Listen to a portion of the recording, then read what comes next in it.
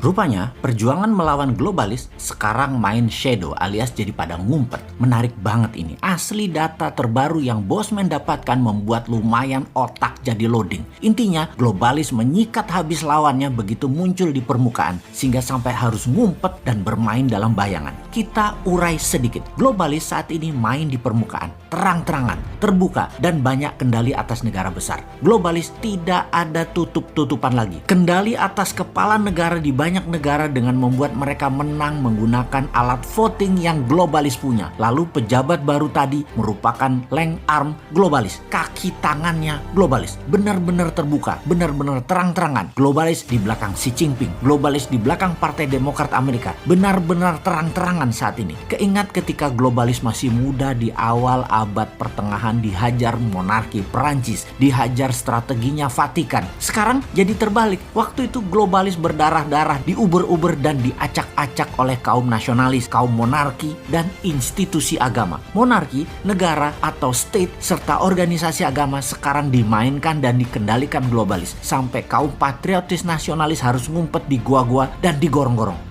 Jangan gorong-gorong, beda. Artinya beda. Di gua aja ya. Oke, to make story short, rupanya lawannya globalis membentuk aliansi bernama atau berkode patriotis saat ini. Nah, Bosman jadi kesangkut lagi deh karena mengambil mazhab patriotik nasionalis. Jadi kita dicap anti globalis garis keras yang pada kenyataannya ya memang iya. Maka kita lihat apa yang akan dilakukan oleh kaum patriotis ke depannya. Bagaimana? Ada data analisa intelijen mengatakan untuk globalis mengendalikan dunia, strateginya adalah membawa harga minyak yang saat ini $64 per barel ke arah $100 lagi. Duar, ini strategi perang baru. Ini namanya perang energi. Masih too early atau terlalu cepat si Bosman ini informasinya. Tetapi kebiasaan sebagai orang yang melihat sesuatu dari threat analysis, maka yang jauh sudah dianalisa dan diantisipasi walaupun jauh kemungkinannya terjadi atau kemungkinannya masih lama. Apa yang akan terjadi kalau minyak $100 per barel? Ini akan membuat banyak negara semakin tergantung globalis. Sehubungan dengan itu, komoditi lain ikut naik harganya. Dan kalau Indonesia pinter,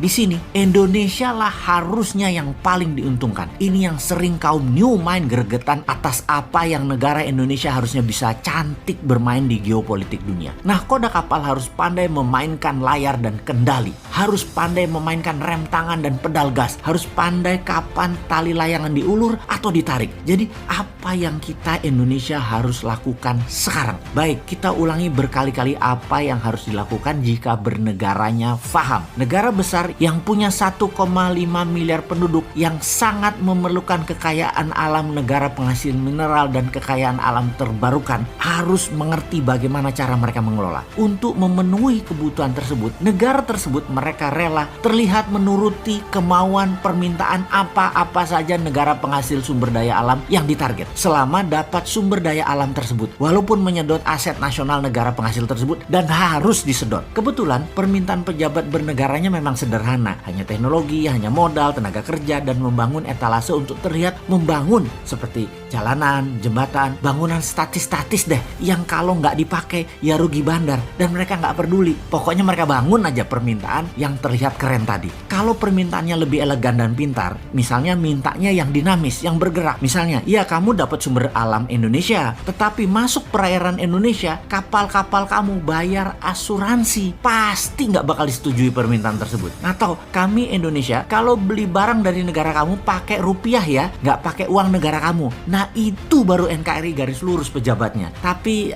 sudahlah, mereka sedang menikmati enaknya jabatan. Nggak apa-apa juga. Si Sontoloyo ini hanya sirik aja, sudah goblok, nggak paham, nggak punya jabatan. Ya minggir aja deh lu. Untuk itu apa sih ide Mardigunation dalam situasi begini? Yang harus dilakukan adalah setiap gram hasil tambang mineral jadi solid barangnya menjadi underlying rupiah. Kita harus memiliki bursa komoditi spot price. Rupiah emas, rupiah nikel, rupiah osmium, rupiah palladium, rupiah thorium, rupiah koper, rupiah silver, dan lain sebagainya dengan harga bid offer yang diatur oleh mekanisme pasar produsennya di Indonesia. Tidak mengacu harga internasional. Globalis tidak bisa transaksi berinvestasi di bursa lokal Indonesia kecuali barangnya yang dibeli di bursa Indonesia tersebut untuk pabrik manufaktur yang ada di dalam negeri Indonesia. Gak apa-apa pabrik itu milik globalis selama barang Indonesia tadi dijual di Indonesia memenuhi kebutuhan domestik, dan globalis bukan satu-satunya perusahaan manufaktur di Indonesia tentunya untuk itu. Bursa komoditi spot market ini bisa menjadi bursa terbesar di dunia karena bahan baku Indonesia berlimpah. Inilah efek penggentar atau efek tawar komoditi Indonesia yang jadi SWF aslinya, yaitu menggunakan SDA sumber daya alam Indonesia dan uang Indonesia. Semoga paham bahwa globalis akan membuat BBM ke $100 per barel guna menekan negara nasionalis dan kendali dunia kembali ke tangan mereka. Juga semoga ada solusinya buat Indonesia ya wahai pejabat, kalau ternyata benar-benar $100 tercapai. Jangan gelegepan lo nanti.